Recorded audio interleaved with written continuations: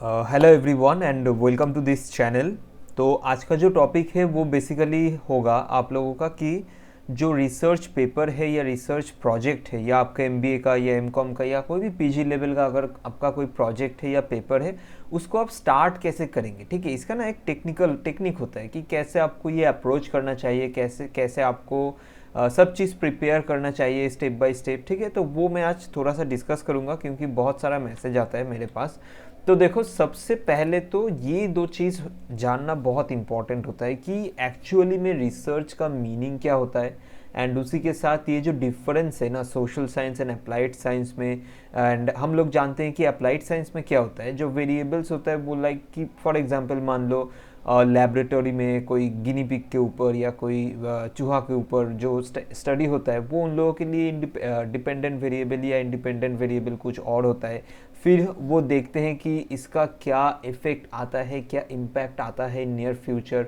For example suppose कि जो laboratory है, एक सेकेंड, सपोज मान लो कि अप्लाइड साइंस में क्या हुआ, एक लैब है, वहाँ पे कुछ टेस्टिंग होगा कि कैसे कोई मेडिसिन है उसका क्या डोजेज रहना चाहिए, क्या कुछ रहना चाहिए। तो सबसे पहले जो कॉमन थिंग होता है वो होता है रैट। उसके ऊपर ये लोग देखते हैं कि ये क्या हो जाएगा, इसका रैट का जो हेल्थ है ये हो जाएगा उन लोगों के लिए डिपेंडेंट वेरिएबल। ठीक है, और इंडिपेंडेंट वेरिएबल क्या होगा, कोई भी अगर मेडिसिन ले लो, कोई केमिकल ले लो, वो देखेगा कि इसका क्या रिएक्शन होगा।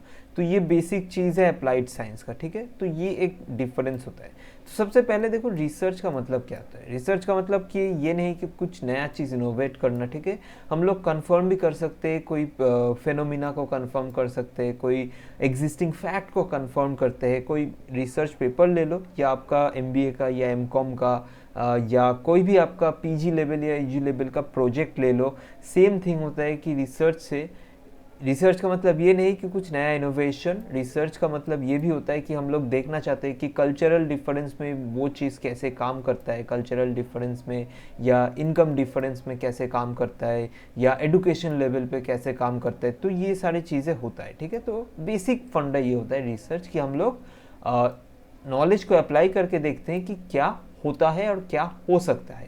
नाउ जो मेजर डिफरेंस है, जो बहुत सारे लोग, मैं सोशल साइंस से बिलोंग करता हूँ, मार्केटिंग मेरा मेजर है, तो वहाँ पे क्या डिफरेंस होता है। देखो, social science and applied science में जो रिसर्च है ये दोनों बहुत डिफरेंट होता है। एंड बहुत सारा पीपल जो है उन लोगों को एक बेसिक कंसेप्ट मालूम नहीं है। देखो, आप खुद ही सोचिए लॉजिक से, अगर अप्लाइड साइंस है तो वो लैब में काम करेगा, जो मैंने पहले ही बोला वीडियो के शुरू में। एंड जो सोशल साइंस है वो कहाँ पे काम करेगा। सोशल साइंस फॉर एग्जांपल मान लो कि मेरा जो मेजर है वो है मार्केटिंग, तो मैं for example suppose digital marketing का मैं रिसर्च करूँगा, तो मैं देखूंगा कि क्या हो सकता है। तो मेरा डिपेंडेंट वेरिएबल कौन होगा, मेरा डिपेंडेंट वेरिएबल होगा मेरा कस्टमर्स। ठीक है, तो कस्टमर्स मेरा डिपेंडेंट वेरिएबल है। मैं तो लेबोरेटरी में कोई काम नहीं कर सकता क्योंकि कस्टमर के भीतर तो कुछ इंजेक्ट नहीं कर सकता मैं। ठीक है, तो मैं क्या करता हूँ, मैं नेचुरल सेटिंग में काम करता हूँ। जो हम लोग हैं, जो सोशल साइंटिस्ट है, वी डू आवर रिसर्च और we conduct our research on natural setting. ठीक है, तो वहाँ पे हम लोगों का इंडिपेंडेंट वेरिएबल क्या होगा, मान लीजिए कि जो सोशल मीडिया इन्फ्लुएंसर है या जो यूट्यूबर्स है वो लोग कैसा उन लोगों का जो रिव्यू है उसका कैसा इम्पैक्ट पड़ता है ये कंज्यूमर के ऊपर। तो ये मैं क्या देख सकता हूँ कि ये पहले ही बोला था कि कल्चरल डिफरेंस में कैसे इम्पैक्ट होगा। ठीक है, इनकम लेवल में कैसे इम्पैक्ट होगा, देखो, उसके बाद एडुकेशन लेवल पे कैसे इम्पैक्ट होगा, जेंडर लेवल पे कैसे इम्पैक्ट होगा। ठीक है, ये सारे जो डेमोग्राफिक फैक्टर्स है इसमें हम लोग देखते हैं कि बेसिक क्या डिफरेंट आ सकता है। तो सबसे पहला तो ये क्लियर रहना चाहिए कि सोशल साइंस में हम लोग ये देखते हैं कि कौन सा इंडिपेंडेंट वेरिएबल कंज्यूमर को इम्पैक्ट करेगा या एम्प्लॉय को इम्पैक्ट करेगा और एनीथिंग। ठीक है, तो ये होता है प्री रिक्विजिट। और जो मेन एक्चुअल प्रोसेस होता है वो कुछ इस तरह से होता है। देखिए, ये 4 प्रोसेस का होता है। ठीक है, सबसे पहले होता है एजम्पशन, नेक्स्ट होता है थ्योरी, थर्ड होता है मेथड्स, फोर्थ होता है managerial implication. One by one मैं ब्रीफली बोल दूंगा, ध्यान से सुनना। एजम्पशन का मतलब क्या होता है कि मान लो कि अभी का जो सिचुएशन है, ठीक है, सेलिब्रिटी एंडोर्समेंट एक टाइप होता है और एक होता है आपका सोशल मीडिया एंडोर्समेंट, नया कंसेप्ट है। ठीक है, जो यूट्यूबर्स हैं उनके थ्रू से ये एंडोर्स किया जाता है। तो अभी का जो सिचुएशन है वो हैशटैग बॉयकॉट बॉलीवुड एटसेट्रा जो होता है, उसको मद्देनजर रखते हुए हम लोग ये देख सकते हैं कि अगर सेलिब्रिटी एंडोर्समेंट कोई ब्रांड करेगा तो उसका इम्पैक्ट नेगेटिव पड़ सकता है। सिमिलरली अगर सोशल मीडिया इन्फ्लुएंसर के साथ एंडोर्समेंट होगा तो उसका पॉजिटिव हो सकता है। ठीक है, तो ये अभी का सिचुएशन है।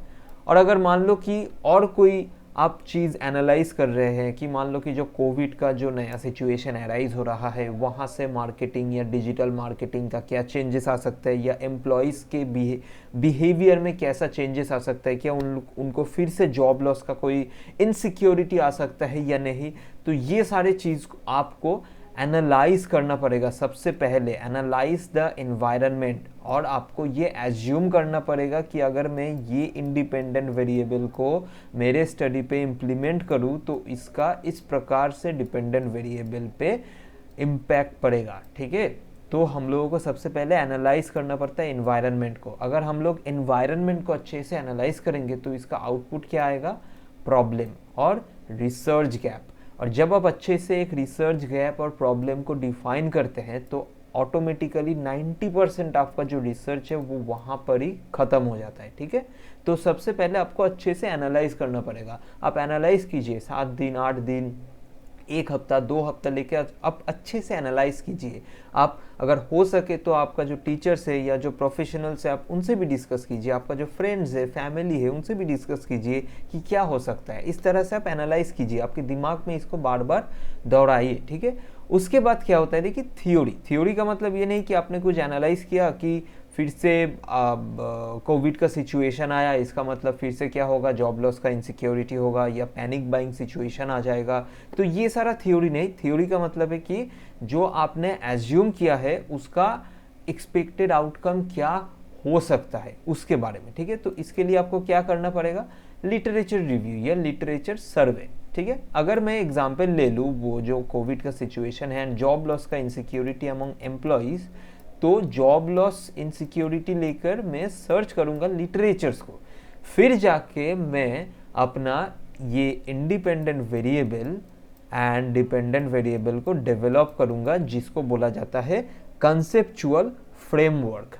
ठीक है, जिसको बोला जाता है कंसेप्चुअल फ्रेमवर्क। उसके बाद हम लोग क्या डिसाइड करते हैं, रिसर्च मेथड्स और जिसको बोला जाता है रिसर्च ऑनियन मॉडल। यहाँ पे सबसे पहले हम लोगों को डिसाइड करना पड़ता है कि क्या फिलोसॉफी होगा, क्या वो पॉजिटिविज्म होगा, क्या वो पोस्ट पॉजिटिविज्म होगा एट्सेट्रा। उसके बाद हम लोगों का अप्रोच क्या होगा, क्या वो इंडक्टिव अप्रोच होगा, क्या वो डिडक्टिव अप्रोच होगा। ठीक है, उसके बाद क्या मेथड्स होगा, क्या मेरा डिज़ाइन होगा, क्या एक्सपेरिमेंटल होगा या डिस्क्रिप्टिव होगा, क्या टाइम होराइजन होगा मेरा, क्या वो लॉन्गिट्यूडिनल होगा या क्रॉस सेक्शनल होगा। तो ये सारी चीज़ें डिसाइड करने के बाद फाइनली आप एनालाइज करेंगे। एनालाइज करने के बाद आप जो कंक्लूड करेंगे उसके थ्रू से आप मैनेजरियल इम्प्लीकेशन देंगे। ठीक है, फॉर एग्जांपल मान लो कि आपने जो हाइपोथेसिस या जो एजम्पशन अपने डेवलप किया है वो एक्सेप्ट हो गया, तो उसके अकॉर्डिंग आप अपना जो कंक्लूजन है वो लिखेंगे एंड उस कंक्लूजन के अगेंस्ट पे आप क्या क्या इम्प्लीमेंटेशन या पॉलिसी आप डेवलप कर सकते हैं उसको भी लिखेंगे। ठीक है, ये मैनेजरियल इम्प्लीकेशन लिखना ना एक टेक्निक होता है, ये भी मैं आगे वीडियो में बोलूँगा। तो आज का वीडियो यहीं तक था।